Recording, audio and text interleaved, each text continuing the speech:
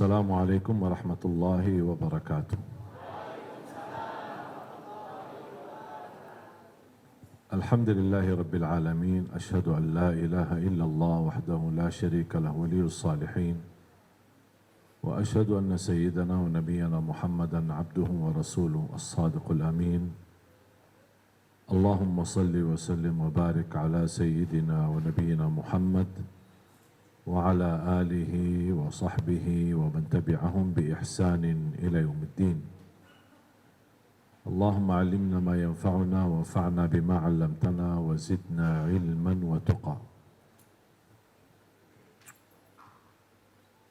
Keluarga besar Pelzeta, pimpinan, direksi dan juga semua karyawan yang mohon maaf saya tidak sebut satu persatu. Semoga semua di dalam kemuliaan dan keberkahan dari Allah Subhanahu wa taala. Ananda Akbar alhamdulillah hadir dalam kesempatan bersama saya. Ananda Muhammad Gifari Akbar. Bisa berdiri Akbar? Ini ada banyak yang belum kenal, belum lihat. Bisa buka masker sebentar? Ini dia. Ingat gak dia siapa? Belum kenal. Ya, ini yang kemarin sempat viral fotonya pemulung yang lagi ngaji dan Al-Quran. Ya, pas ujang-ujangan dia masih sempatkan berhenti sambil dia berjalanan jauh puluhan kilo jalan kaki hanya untuk mencari kecukupan untuk makan sehari-hari. Kadang dapat 20, kadang 30, kadang 50 ribu. Kita dengan gampang habis 30 juta beli HP. 20 juta buat apa? Cicilannya berapa? Jadi luar biasa. Ya, silakan duduk kembali Akbar.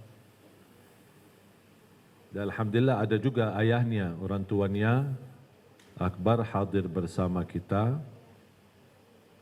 Dan alhamdulillah atas izin Allah Subhanahu wa taala bisa dipertemukan dan alhamdulillah dari keluarganya dan dari Akbar sendiri menerima permohonan saya untuk saya angkat Akbar menjadi anak angkat saya. Dan insyaAllah saya akan bawa dia umrah di bulan Desember. Saya ingin kenalkan dia bersama imam-imam besar Masjidil Haram dan Masjid Nabawi. Dan insyaAllah kami akan gabungkan dia di pesantren kami di Cipanas supaya bisa dia belajar. Karena saya punya firasat Ananda Akbar ini insyaAllah calon imam besar untuk Indonesia. Dan ini menjadi bagian dari program kami mencetak 1 juta penghafal Al-Quran untuk Indonesia. Ada orang berkata mungkin 1 juta penghafal Al-Quran terlalu besar dan angka ini terlalu jauh. Kalau saya mempandangi angka ini memang besar, tapi sejauh manapun jarak, kalau tidak berlangkah tidak bakal sampai. Saya yakin walaupun jauh, tapi kalau berlangkah-langkah pasti akan sampai. Kalau jarak dekat, tidak bergerak, tidak bakal sampai. Tapi jarak yang jauh, kalau kita bergerak, pasti akan sampai. Apalagi saya percaya dan yakin, bersama Al-Quran pasti akan mendapatkan pertolongan Allah Subhanahu wa taala. Dan alhamdulillah program 1 juta penghafal Al-Quran sudah jalan, bukan baru mau jalan. Sudah jalan dan banyak yang alhamdulillah tamat hafal Al-Quran di bawah binaan kami. Kemudian setiap penghafal Al-Quran kami sengaja hadiahkan umrah. Dan tujuan saya sebenarnya bukan hanya umrah, tapi saya punya target lain. Walaupun mereka dengan hadiah umrah saja sudah cukup senang. Tapi saya punya keinginan lain adalah mereka bisa setor hafalannya di hadapan imam besar Masjidil Haram dan Masjid Nabawi. Karena saya ingin mereka sebagaimana diakui di tanah air, saya juga ingin mereka dihormati dan diakui di tanah suci dengan hafalan-hafalan mereka. Dan alhamdulillah kita melihat rata-rata yang sudah dikirim ke Madinah, alhamdulillah mereka pulang ke tanah air dan masing-masing sudah membawa ijazah sertifikat yang nama mereka bersambung sampai kepada Rasulullah sallallahu alaihi wasallam. Karena semua di dalam Islam, dan ini hanya ada di agama Islam, tidak ada di agama yang lain, adalah ilmu ijazah. Apa itu ilmu ijazah? Semua ada ijazahnya. Tasbih ada ijazah, doa ada ijazahnya, salawat ada ijazahnya, buku fikih ada ijazahnya, hadis itu ada ijazahnya, Quran pun ada ijazahnya. Saya kemarin syiarkan di beberapa titik safari dakwah kami adalah mud. Apa itu mud? Mud sebuah benda yang menjadi alat takaran zakat fitrah. Dan alhamdulillah 2 tahun belakangan ini kami syiarkan mud untuk zakat fitrah tidak baki kilogram lagi. Tapi kita menggunakan benda mud ini untuk meniru Nabi Muhammad SAW dan para sahabatnya. Dan itu pun ada ijazahnya. Sampai Siti Aisyah radhiyallahu anha menceritakan Rasulullah kalau berwudu menggunakan mud, kalau mandi menggunakan mud, dan mud ini juga sekalian alat takaran zakat fitrah. 4 kali mud zakat fitrah 1 orang. Dan kalau SAW mandi menggunakan mud cukup 4. Ada riwayat 5 kali mud cukup mandi Nabi Muhammad SAW. Kalau berwudu 1 mud cukup untuk wuduk Nabi Muhammad SAW. Pasti Bapak Ibu penasaran kan? Apa itu mud? Gimana bentuknya? Gimana isinya? Bagaimana kita bisa kerjakannya atau amalkannya? Silahkan Bapak Ibu berkenan buka channel YouTube kami, channel Cik Ali Jabir. Dan di situ ada salah satu video, saya jelaskan apa itu mud. Dan saya praktik di dalam video cara mentakar zakat fitrah. Saya bawa beras, saya timbang di depan.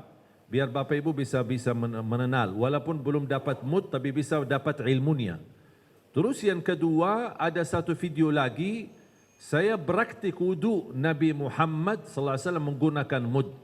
Ternyata mud benda kecil cukup mencukupi wudu Nabi Muhammad SAW. Dan 1 kali wudu sudah masih ada sisa 1/3 air di dalam 1 mud. 1 mud cukup untuk wudu Nabi Muhammad SAW. Dan itu pun ada ijazahnya. Makanya Bapak Ibu kalau sudah selesai acara, pas lagi santai-santai, mohon berkenan buka YouTube channel kami dan cari videonya. Ada video mud Nabawi atau mud Madinah. Di situ saya praktik cara wudu Nabi Muhammad SAW menggunakan mud. Kalau sudah buka YouTube kami, jangan lupa subscribe, like dan share. Ya sekali promosi Bu. Bapak Ibu jamaah sekalian dimuliakan Allah Subhanahu wa taala. Saya bangga sekali, salah satu kebanggaan saya program 1 juta penghafal Al-Quran itu murni dukungan dari masyarakat dan kepercayaan masyarakat muslimin muslimat di Indonesia. Dan jujur saja Bapak Ibu, tidak ada bantuan satu pun, tidak ada bantuan rupiah atau rial dari luar negeri, apalagi dari Arab. Apalagi saya bukan keturunan Raja Salman. Jadi alhamdulillah atas izin Allah Subhanahu wa taala bisa memulai program gerakan 1 juta menghafal Al-Quran itu murni dukungan dan bantuan dari masyarakat Indonesia. Kepercayaan dari jamaah Indonesia. Bahkan rata-rata program kami sepenuhnya itu semua kepercayaan dari masyarakat Indonesia. Dan alhamdulillah kita bisa mewujudkan program ini bisa berjalan lancar dan di sambil kita berjalan safari dakwah, alhamdulillah beberapa titik yang kami kunjungi, Ternate, Tidore, Karimun, Batam, Riau, Pekanbaru, dan insyaAllah habis acara di Bandung ini saya akan lanjut ke Malang, kemudian Surabaya, kemudian terbang ke Lombok dan semua program alhamdulillah di mana titik kami datangin pasti kami mendapatkan respon dan perhatian dari jamaah. Yang wakaf tanah, yang wakaf rumah, ibu-ibu mewakafkan emasnya, luar biasa. Respon tidak terhingga dari masyarakat untuk program penghafal Al-Quran atau program 1 juta penghafal Al-Quran. Dan selalu saya berkata, mungkin Bapak Ibu gagal menjadi penghafal Al-Quran, tetapi infakmu memfasilitasi para penghafal Al-Quran, Bapak Ibu akan ikut mendapatkan pahalanya dan ikut mendapatkan syafaatnya Al-Quran walaupun belum hafal Al-Quran. Karena syafaat Al-Quran tidak hak, bukan hanya hak milik para penghafal Al-Quran, yang memfasilitasi para penghafal Al-Quran berhak mendapatkan syafaatnya Al-Quran. Dan alhamdulillah atas izin Allah Subhanahu wa taala, Allah anugerahkan bisa saya menghadirkan di Indonesia adik-adik saya dari Madinah. Saya bersaudara 12, timnas. Alhamdulillah saya berhasil dari 12, saya berhasil merayu 7 adik kandung saya untuk bisa ikut ke Indonesia dan ikut membantu dan mensyiarkan program Al-Quran. Dan alhamdulillah mereka berkenan berhijrah dari Madinah, bisa berada di Indonesia dan ikut bergabung. Ada yang menjadi guru di pesantren, ada yang mengurusi yayasan bertanggungjawab, ada yang mengelola yayasannya, ada yang membina program sosialnya, ada yang mengikut di lapangan berdakwah. Termasuk ada 2, dari 7 ada 2 yang perempuan. Yang laki-laki 5 di Indonesia. Yang masih ada sisa 5 di Madinah, saya masih rayu terus untuk mereka pindah.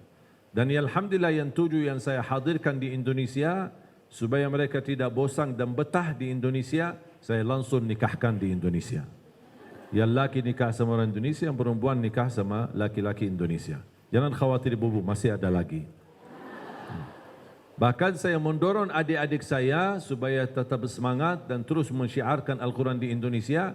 Saya mendorong adik-adik saya masing-masing nikah istri 4 dan setiap istri melahirkan 1 lusin dan semuanya penghafal Al-Quran. Pak, gimana Pak? Boleh? Ibu? Bu, untuk Al-Quran. Untuk Islam. Luar biasa ibu. Saya sebenarnya kagumi ibu-ibu di Indonesia. Salah satu yang membuat saya betah di Indonesia ibu-ibu. Luar biasa. Karena jujur saja saya mulai dari nol, dari belum bisa bahasa Indonesia. Saya masih ingat 2008 sama sekali belum bisa bahasa Indonesia. Cuma saya bisa bagus. Jadi ketemu orang dia bicara apa saja saya jawab bagus. Sudah makan? Bagus. Mau kemana? Bagus. Itu aja saya jawab. Subhanallah, Allah anugerahkan 2009, 2010 sedikit demi sedikit bisa bahasa Indonesia. Bahkan belum sempurna dan belum lancar, terlalu lancar bahasa Indonesia.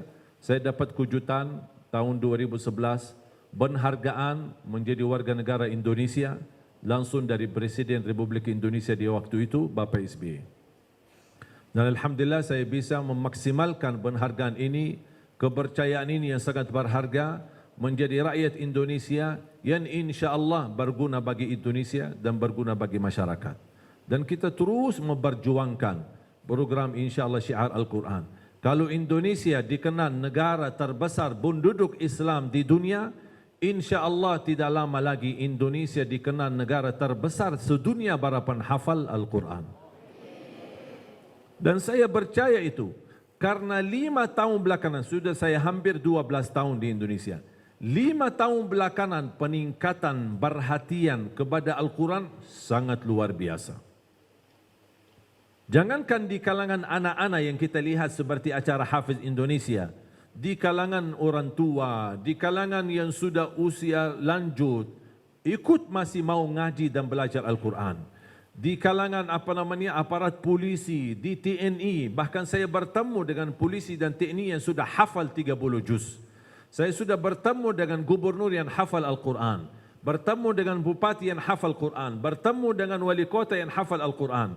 Dan insya-Allah tidak lama lagi Ketua DPR RI penghafal Al-Quran, MPR kita penghafal Al-Quran, Bahkan insya Allah presiden kita yang akan datang para penghafal Al-Quran. Saya yakin itu. Kenapa? Karena pengalaman saya, selama bersama Al-Quran, pasti dijamin pertolongan Allah Subhanahu wa taala dan dijaminkan kemuliaannya di dunia sampai di akhirat. Makanya Bapak Ibu, jangan sia-siakan kemuliaan Al-Quran. Sayang sekali kalau saya mendengar ada seorang muslim dan muslimah berhari-hari lewat tapi tidak membaca Al-Quran. Bisa enggak kira-kira Bapak Ibu berhari-hari lewat tidak megang handphone? Pernah enggak? Terasa enggak bisa. Jangankan berhari-hari lewat tidak megang handphone. Kadang-kadang kita duduk di masjid atau di musalla atau lagi dengar tausiah masih sibuk main handphone.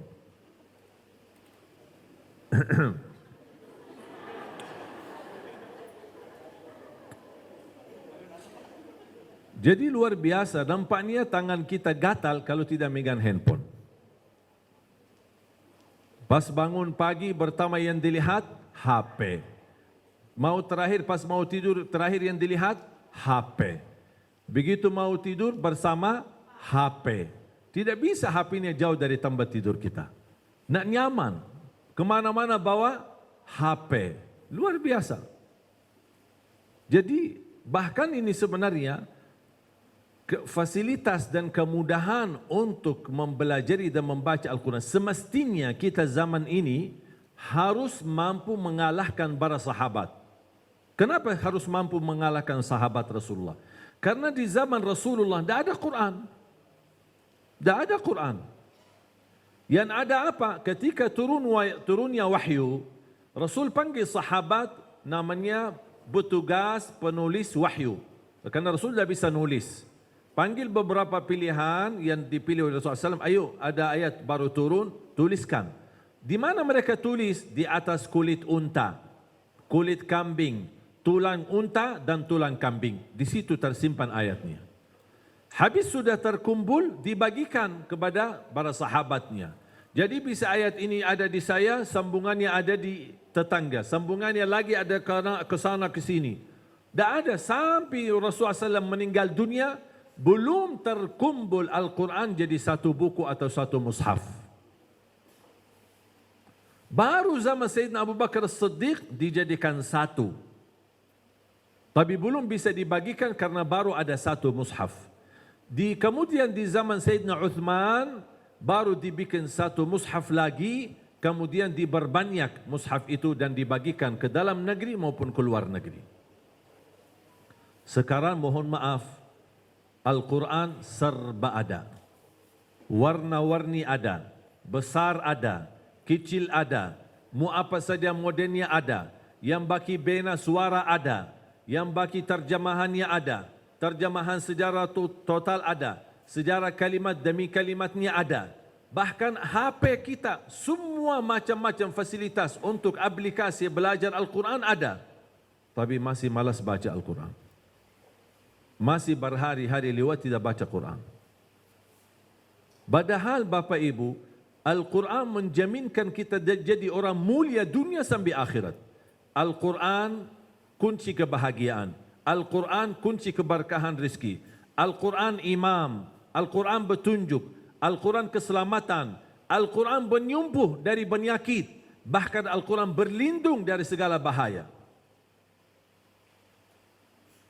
Bahkan menurut saya, Allah Subhanahu wa taala melalui Al-Quran memberikan kepada umat Islam promo yang istimewa. Fahamkan promo? Ilizata kan ada promo? Sering-sering ada promo kan? Ada diskonnya atau ada beli barang ini dapat ini satu gratis. Ada kan? Pernah enggak ibu ada promo beli satu kain apa atau baju apa tapi dapat hadiah 10 kain yang lain? Ada enggak gitu? Rugi kan? Subhanallah, begitu ada promo dari manusia di pasar, di mall, di mana-mana kita betul-betul memanfaatkan.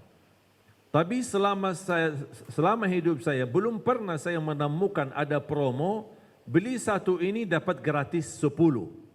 Beli botol ini satu, dapat 10 botol gratis. Beli baju ini, dapat 10 baju gratis. Ada enggak? Tidak pernah ada dan tidak akan bisa ada. Tapi promo Allah, baca satu huruf Al-Quran, Allah berikan pahala 10 kebaikan. Tapi sayang sekali, masih lebih berlaku promo manusia dan belum berlaku promo Allah Subhanahu Wa Taala. Satu huruf yang kita baca dapat 10 kebaikan.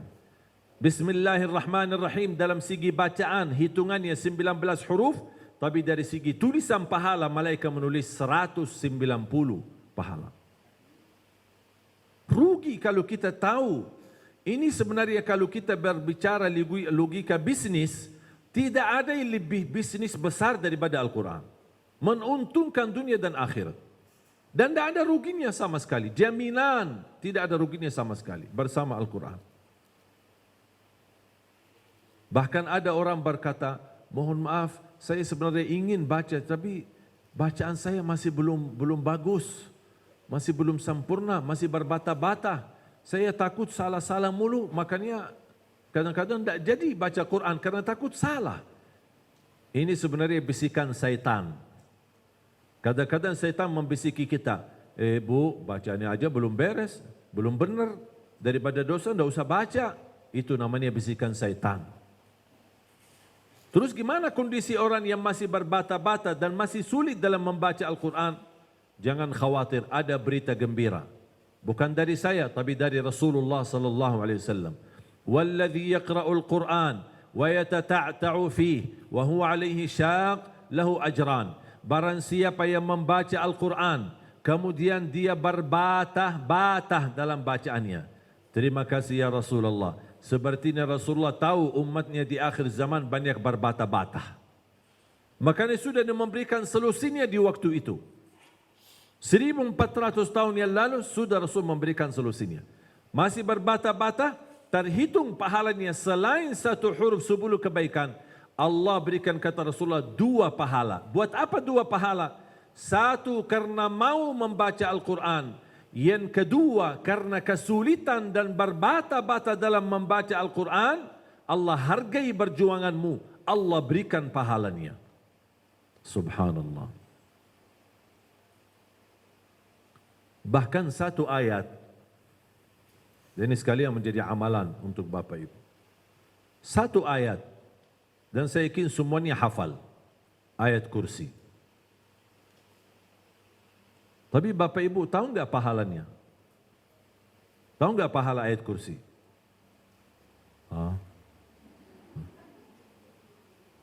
Saya pernah tanya seorangnya, Ibu rutin, saya selalu baca ayat kursi. Terus tahu enggak pahalanya? Enggak tahu. Amalannya mulai hari ini, jangan tinggalkan ayat kursi setiap habis salat. Assalamualaikum warahmatullahi, Assalamualaikum warahmatullahi, Astaghfirullah, Astaghfirullah, Astaghfirullah, Allahumma antas salam wa minkas salam, sampai selesai, langsung baca ayat kursi. Terus zikir yang lain, gimana? Subhanallah 33, Alhamdulillah 3, tidak apa-apa. Sambil jalan, pulang ke kantor, menjalani tugasnya, bisa teruskan lanjut sisa zikirnya. Intinya kesibukan apapun jangan tertinggal ayat kursi habis salat. Apa kata Rasulullah? Rasulullah sallallahu alaihi wasallam bersabda, "Man qara'a ayat al-kursi dubura kulli salatin, laisa bainahu wa bainal jannati illa an yamut." Barang siapa yang membaca ayat kursi setiap habis salat, dijamin masuk surga. Dan tidak ada sesuatu yang mampu menghalanginya. Cuma 1 ayat, bayangkan Bapak Ibu. Kalau 1 ayat saja jaminan masuk surga. Gimana kalau Bapak Ibu terus mengaji Al-Quran setiap hari? Gimana kalau kita bisa mengkhatam Al-Quran berkali-kali? Minimal 1 bulan 1 kali. Dan selalu saya sampaikan, sangat mudah untuk khatam Al-Quran. 1 hari 1 juz. Coba ikuti saya. 1 hari 1 juz. Bu yang di belakang, Pak, masih sama saya? Ya, tolong simpan HP-nya dulu sebentar.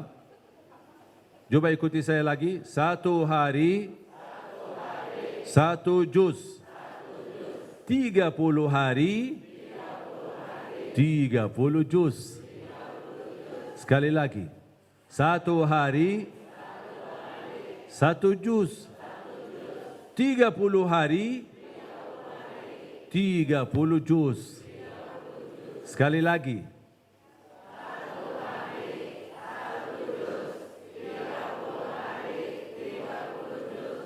Enteng kan?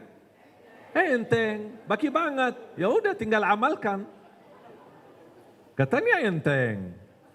Udah tinggal amalkan. Tahu enggak Bapak Ibu yang membuat kita sulit khatam Al-Quran?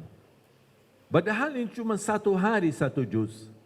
Sebenarnya kalau kita perhatikan sangat minim dan sangat sederhana. Tapi kenapa kita merasa kok susah? Bu, maaf Bu ya, boleh saya tanya ya? Kira-kira satu hari satu juz keberatan enggak? Hah?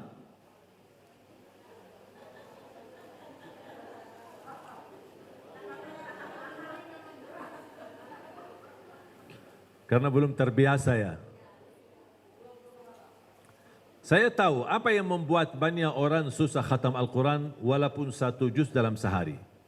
Begini, habis dia buka Al-Quran, ada enggak yang bawa Quran? Ada Quran?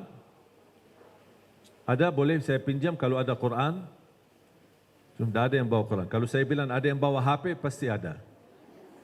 Tapi Quran tidak dibawa. Ada yang bawa HP?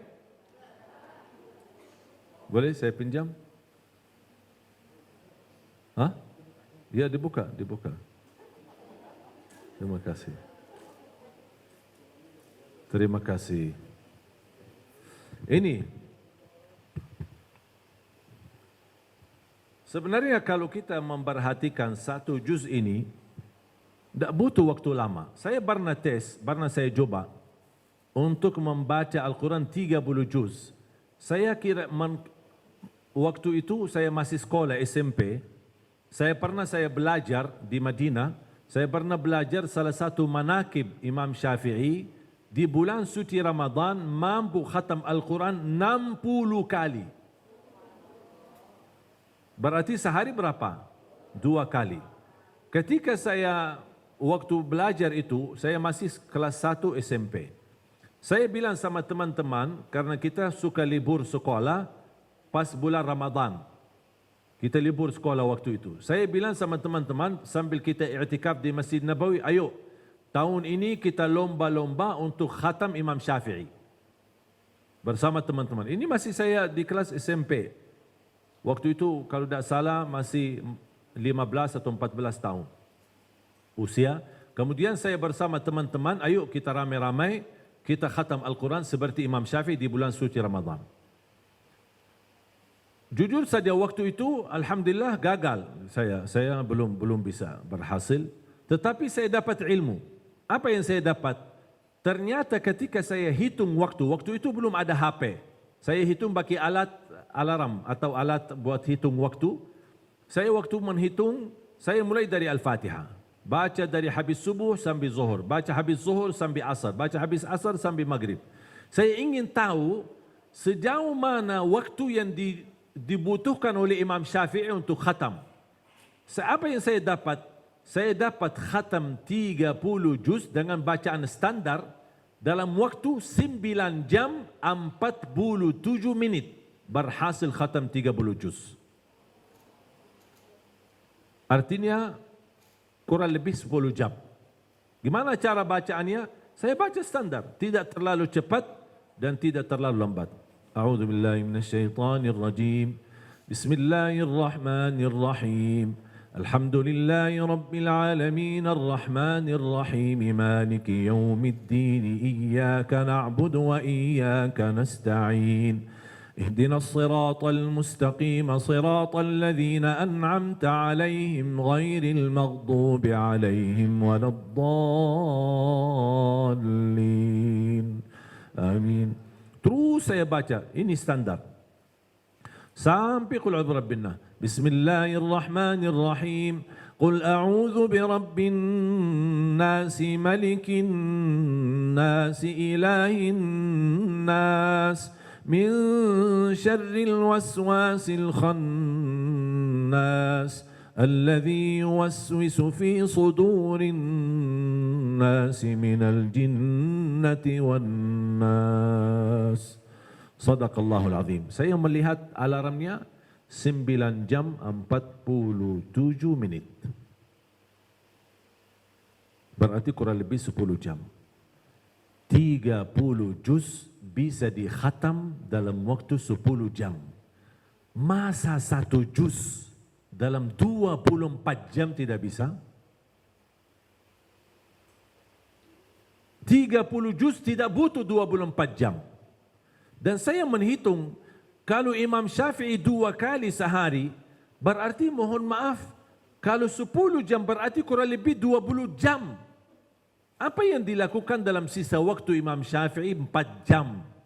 Untuk nafkahi keluarganya, urus ibunya, bekerja dan cari nafkah, kemudian tidurnya, menulis buku ilmunya. Banyak buku-buku Imam Syafi'i. Apalagi dalam bidang fikih. Masih punya waktu begitu banyak.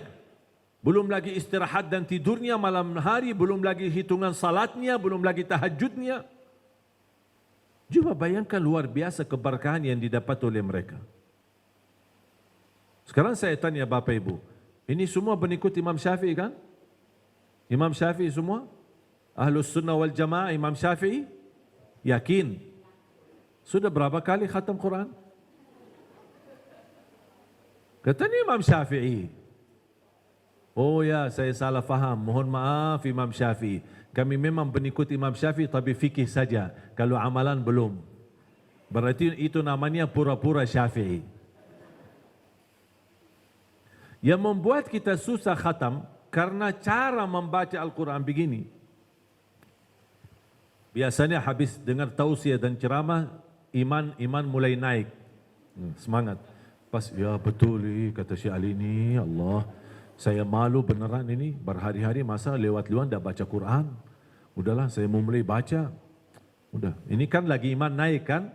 Biasanya kalau posisi iman naik, pasti semangatnya juga ikut naik. Dia baca. Masya Allah, habis dia pulang, Masya Allah iman masih di atas, masih naik, kuat. Dia baca Al-Baqarah sampai khatam, Masya Allah semangat. Al-Baqarah khatam, Ali Imran, Masya Allah sudah selesai. Masuk An-Nisa, sudah selesai. Habis itu dia, Alhamdulillah sudah hampir 7 juz saya khatam. Alhamdulillah, habis itu 1 tahun dah baca-baca. Dia semangat tapi terlalu semangat. Dan saya selalu berkata, boleh semangat tapi tidak boleh terlalu semangat. Aturkan semangatnya sedikit demi sedikit tetapi istiqomah daripada banyak tapi terputus. Tak apa-apa sedikit. Dan masalah yang kedua, ketika mulai baca Al-Quran, ini aku heran, kenapa harus seperti itu? A'udzubillahi minasyaitonir rajim. Bismillahirrahmanirrahim. Alif Lam Alif Lam Mim. Dzalikal kitabu la raiba fihi hudal lil muttaqin alladzina yu'minun. Ini kan lagi apa? Betul-betul ingin khatam. Alladzina yu'minuna bil ghaibi wa yuqimuna as-salata wa mimma razaqnahum yunfiqun. Walladzina yu'minuna bima unzila ilayka wa ma unzila. Kapan habisnya? Kok ujung-ujungnya masih banyak?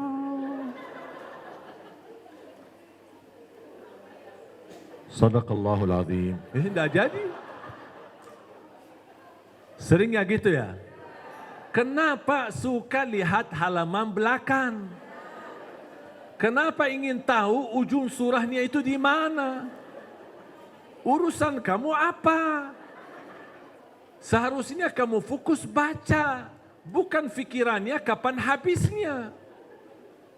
Dah apa-apa mau habis 10 menit habiskan, mau 15 menit, dah apa-apa. Jangan pindahin halaman belum selesai, halaman yang lagi dibaca. Jangan pindahin. Kalau belum selesai halaman, udah. Merasa sudah puas, sadaqallahul azim, tutup. Sudah selesai. Dah usah buka halaman berikutnya.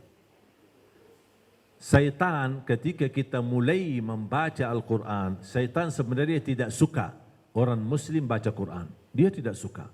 Makanya digoda, didatangin syaitan. Bu, apa?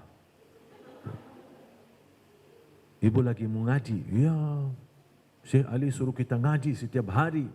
Ini luar biasa ibu. Ikhlas. Saya kagumi ibu. Ini bisikan syaitan loh ini. Saya kagumi ibu. Pasti ibu diterima di sisi Allah. Pasti. Ya ibu, terus lanjut. Saya dukun ibu. Tapi bu maaf, saya boleh bertanya? Saya penasaran. Boleh enggak lihat halaman belakangnya? Kira-kira berapa banyak? Buat apa mau buka halaman? Enggak ada, saya enggak mau buka. Ya, saya tahu ibu mau baca banyak. Cuma saya penasaran. Saya ingin cuma lihat aja. Kan ibu lagi mau baca Al-Baqarah. Iman ibu tahu ayatnya berapa? Ya belum tahu. Udah lihat aja. Buat apa? Udah, bukan buat apa-apa. Cuma penasaran aja. Oh gitu. Bukan maksud apa-apa. Tidak ada maksud apa-apa. Cuma penasaran.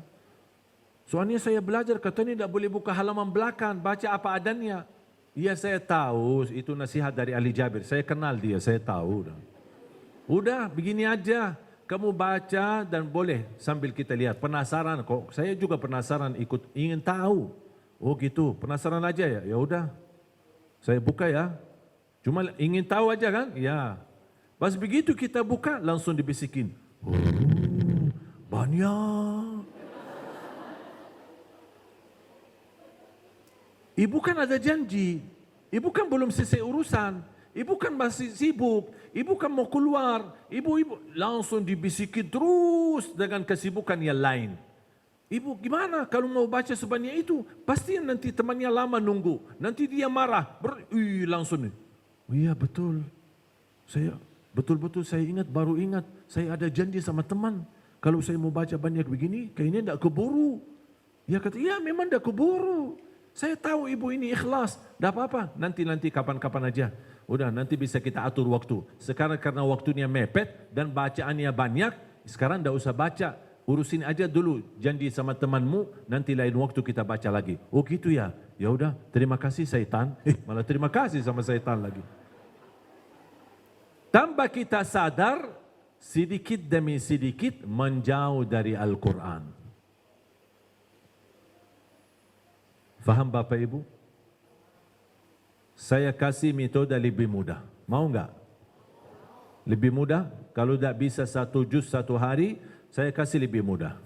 Kira-kira mau? Tapi janji ya. Janji khatam. Minimal 1 kali 1 bulan. Boleh? Saya insyaAllah kasih metode mudah. Karena selama saya di Indonesia sudah hampir 12 tahun, saya sudah hafal karakter orang Indonesia. Orang Indonesia tidak suka yang susah-susah. Yang ribet-ribet, yang lama-lama, panjang-panjang tidak suka. Orang Indonesia mau amalan, mudah ingat, mudah hafal, mudah amalkan dan masuk surga. Itu orang Indonesia. Setuju?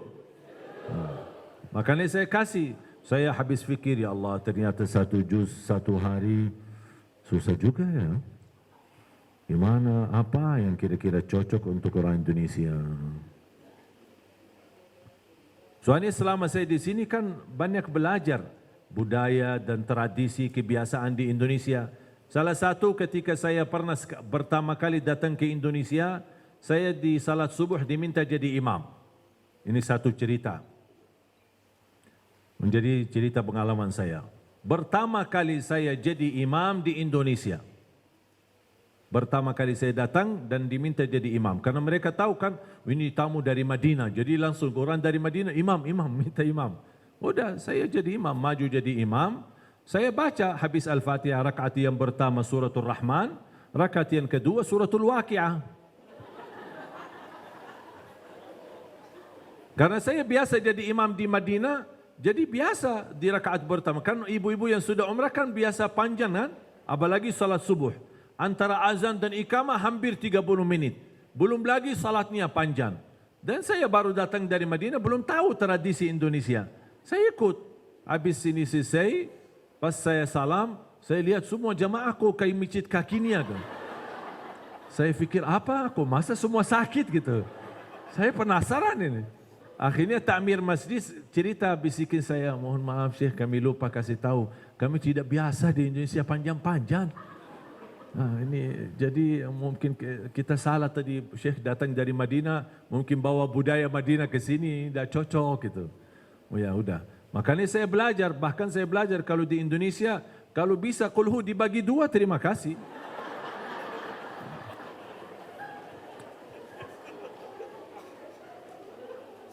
Nah, ini pengalaman saya di Indonesia. Makanya saya fikir, gimana cara mudah supaya membantu umat Islam di Indonesia supaya mudah khatam. Karena saya yakin, saya percaya dan yakin semua ibu-ibu dan bapak-bapak yang hadir pasti semuanya mau khatam Al-Quran.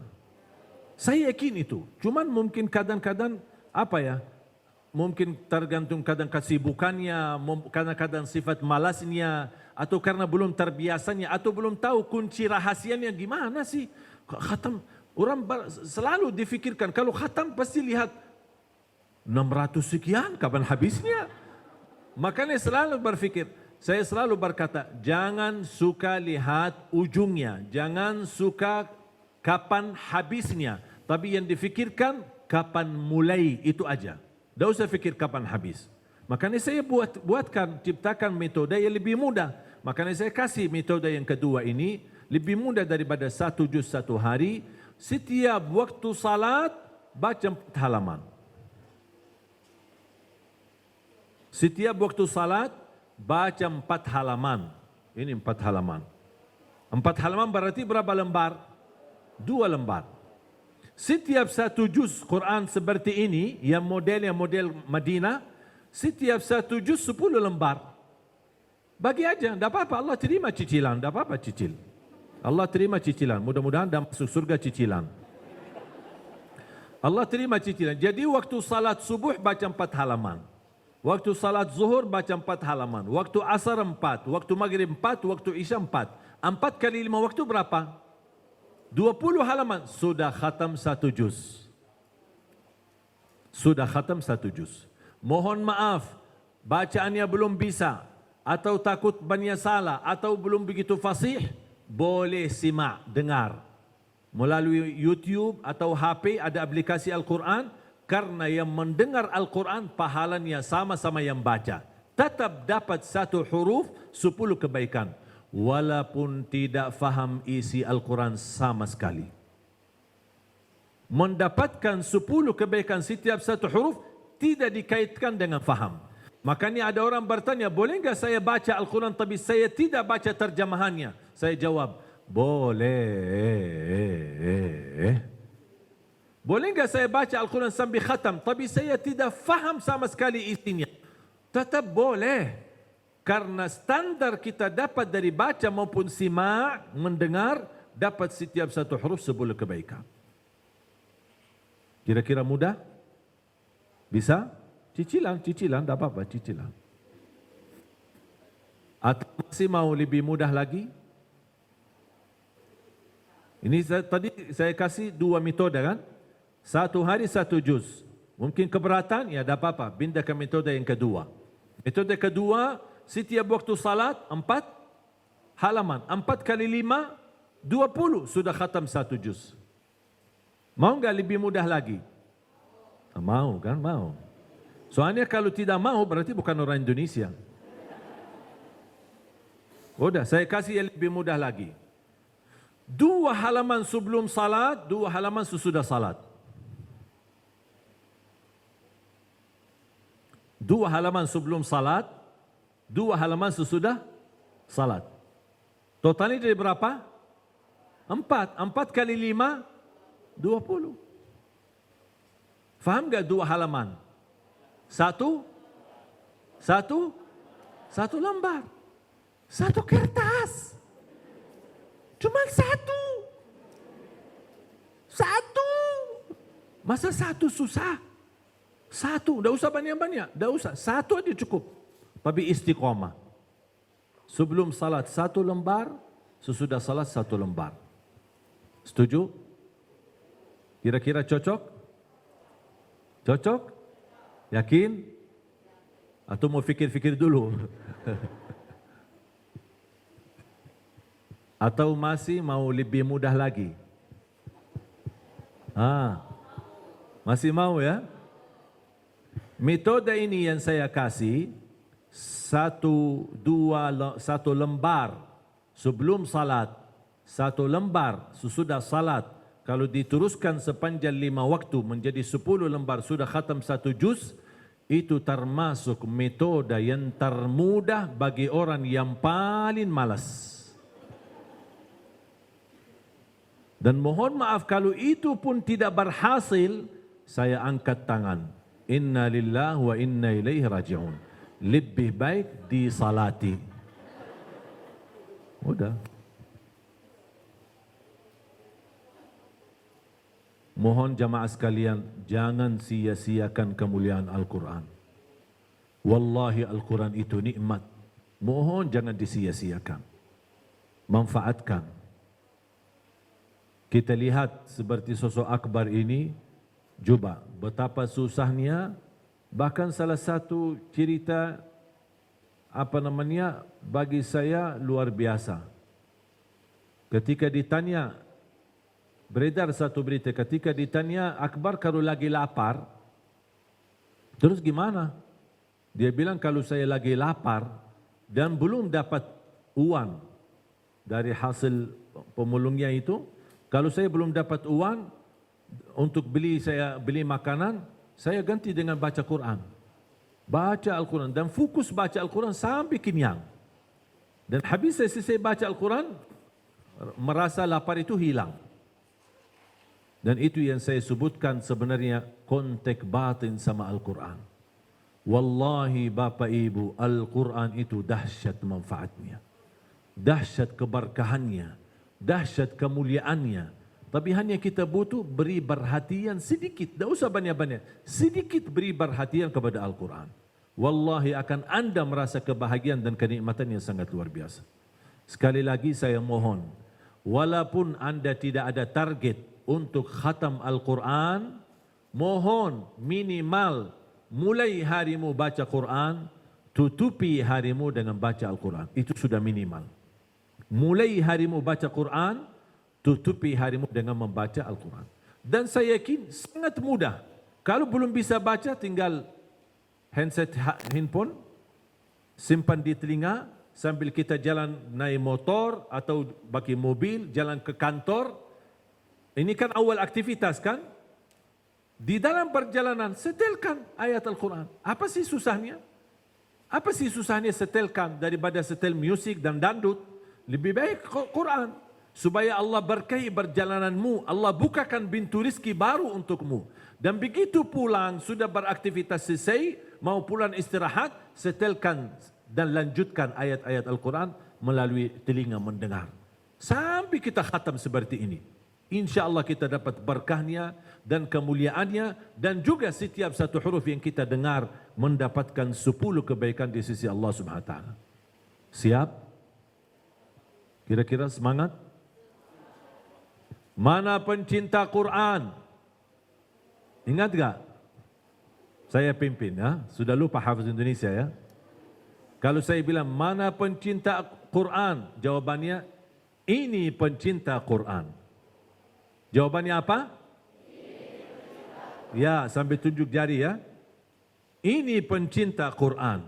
Kalau saya bilang yang mana? Jawabannya yang ini, yang mana, yang ini, yang mana, yang ini, di mana, di sini, di mana, di sini, siapa, saya, Allahu Akbar.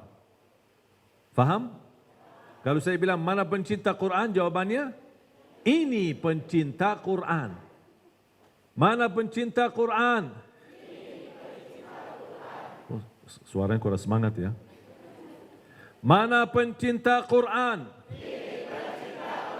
Mana pencinta Quran? Yang mana? Yang mana? Yang mana? Di mana? Siapa? saya Allahu Akbar. Itu yang kami tanamkan kepada anak-anak hafiz Indonesia. Mohon jamaah sekalian, jadilah pencinta Al-Quran. Kalaupun anda merasa banyak kekurangan kita bersama Al-Quran, ayo kita bersama-sama. Saya harap program 1 juta penghafal Al-Quran bukan menjadi program Ali Jabir, tapi saya harap menjadi program kita bersama. Milik kita bersama, perjuangan kita bersama, amal salih kita bersama, agar kita bersama-sama mendapatkan syafaatnya Al-Quran di hari kiamat. Pertama kita bacakan Al-Fatihah dan doakan untuk Beli Purnomo Sigit ya. Kita doakan dia sedang dirawat di rumah sakit.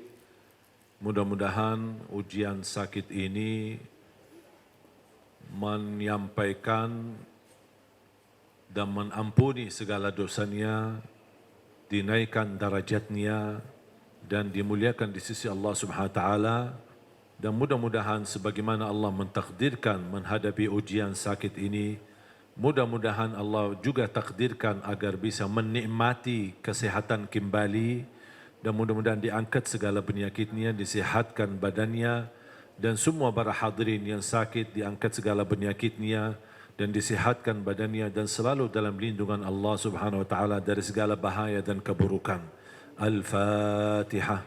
A'udzubillahi minasyaitonir rajim. Bismillahirrahmanirrahim. Alhamdulillahi rabbil alamin arrahmanir rahim maliki yaumiddin. Iyyaka na'budu wa iyyaka nasta'in ihdinas siratal mustaqim. Siratal ladzina an'amta 'alaihim ghairil maghdubi 'alaihim waladdallin. Bismillahirrahmanirrahim. Alhamdulillahi rabbil alamin. حمد الشاكرين حمد الناعمين اللهم صل على سيدنا محمد وعلى آل سيدنا محمد اللهم يا الله يا ذا الجلال والإكرام نسألك الهدى والتقى والعفاف والغنى يا الله berilah kepada kami petunjuk kepada jalan yang lurus, hidupkanlah kami dalam keadaan iman, wafatkanlah kami dalam keadaan Islam, akhiri hayat kami dengan husnul khatimah. Ya Allah, atas izinmu kami bersama-sama bertemu di dalam acara ini di Elzita ini. Ya Allah, anugerahkan kepada kami semua kemuliaan, dikumpulkan kembali di dalam surgamu ya Allah bersama Nabi Muhammad sallallahu alaihi wasallam. Ya Allah, aku mohon untuk semua yang hadir selepas acara ini pulang masing-masing sudah diampuni segala dosanya, disucikan hatinya, dibersihkan jiwanya, ditutupi segala aibnya, dimaafkan segala kesalahannya, diangkat derajatnya. Ya Allah, ya Arhamar Rahimin, dikabulkan segala hajatnya, dimudahkan segala urusannya, dikabulkan segala niat baiknya untuk yang ingin berusaha, untuk ingin membangun keluarganya. Ya Allah, berilah yang terbaik di dunia, yang terbaik di akhirat. Ya Allah, jadikan kami semua keluarga Al-Quran, pencinta Al-Quran, penhafal Al-Quran, yang mendapatkan syafaatnya Al-Quran. Ighfir lana wa liwalidina, ighfir lana wa liwalidina, ighfir lana wa liwalidina. وارحمهم كما ربونا صغارا واغفر لجميع المسلمين والمسلمات والمؤمنين والمؤمنات الأحياء منهم والأموات. ربنا آتنا في الدنيا حسنة وفي الآخرة حسنة وقنا عذاب النار. وصلى الله على سيدنا ونبينا محمد وعلى آله وصحبه وبارك وسلم والحمد لله رب العالمين. Terima kasih, jazakumullahu khairan atas perhatian dan dukungan. Kalau tidak salah tadi saya dapat laporan dari panitia tadi dari komitmen jamaah berapa? Alhamdulillah para ibu bapak sekalian, untuk pendapatan komitmen sedekah terbaik yang kita dapat tadi alhamdulillah mencapai 20 dinar. Takbir. Alhamdulillah. Ya, insyaallah 20 dinar berarti bersama 20 dinar lagi ditambah 20 dinar. Jadi 40 dinar ya, Masya Allah. Terima kasih. Ini jujur saja menjadi sudah cukup lama kami launching program gerakan 1 dinar untuk satu keluarga melalui wakaf buku dan juga ada wakaf mud Madinah atau mud Nabawi. Dan mud Nabawi biasanya insyaAllah ada ijazahnya. Jadi ada sebuah sertifikat kita akan kirim kepada jamaah masing-masing. Cuman karena bukunya baru diterbitkan makanya kita masukin. Dulu kita hanya gerakan mud Nabawi atau Mud Nabi Madinah. Sekarang kita masukin bukunya. Dan ini menjadi pertama program yang kita gerakkan atas nama wakaf 1 dinar 1 keluarga. Mudah-mudahan insyaAllah menjadi amal salih untuk kita semua. Dan ini baru saja, gerakan ini bisa dikatakan langsung diresmikan oleh Majlis Nurun Nisa, mendukung hampir tadi 20 dinar. Kemudian sekarang menjadi sebuah perusahaan yang menjadi jujur saja kebanggaan saya karena banyak keluarga saya belanja dari Elizita ya. Ya, bahkan saya lagi merayu adik saya kalau insyaAllah diterima, Elizita bisa menjadi model atau apalah gitu, adik kandung saya. Karena cantik luar biasa, bisa insyaAllah mudah-mudahan bisa sinergi demi kebaikan kita bersama ya, mudah-mudahan insyaAllah. Dan ini termasuk baru gerakan 1 dinar ini untuk 1 juta penghafal Al-Quran. Dari perusahaan ini perusahaan yang pertama kali ikut terlibat dalam program wakaf 1 juta penghafal Al-Quran melalui 1 dinar. Doakan kami, saya mohon tetap doakan agar kami istiqamah terus dalam lindungan Allah Subhanahu wa taala, agar kita terus berjuang. InsyaAllah gerakan kita untuk Indonesia sebenarnya masih banyak sekali, dan doakan program LIMAR berjalan lancar, LIMAR listrik mandiri rakyat, dan alhamdulillah sudah terbantu 35.000 rumah yang tidak punya listrik sama sekali bertahun-tahun. Alhamdulillah mereka sudah disediakan listrik di rumahnya, dan insyaAllah masih ada 15 juta rumah yang masih dijajah dalam kegelapan. Dan saya menggerakkan LIMAR ini, listrik mandiri rakyat, untuk merdeka kegelapan, terang cahaya, terang Indonesia dan terang masa depan untuk negeri kita tercinta Indonesia. Mohon doa restu, semoga insyaAllah segala apa yang kita berjuangkan bersama, mudah-mudahan menjadi amal saleh kita bersama. Dan mudah-mudahan terhitung pahala sedekahnya sampai hari kiamat, tidak terputus pahalanya. Amin ya Rabbal Alamin. Jazakumullahu khairan, kurang lebihnya mohon maaf. Akhirul kalam, subhanakallahumma bihamdika, أشهد أن لا إله إلا أنت أستغفرك وأتوب إليك والسلام عليكم ورحمة الله وبركاته.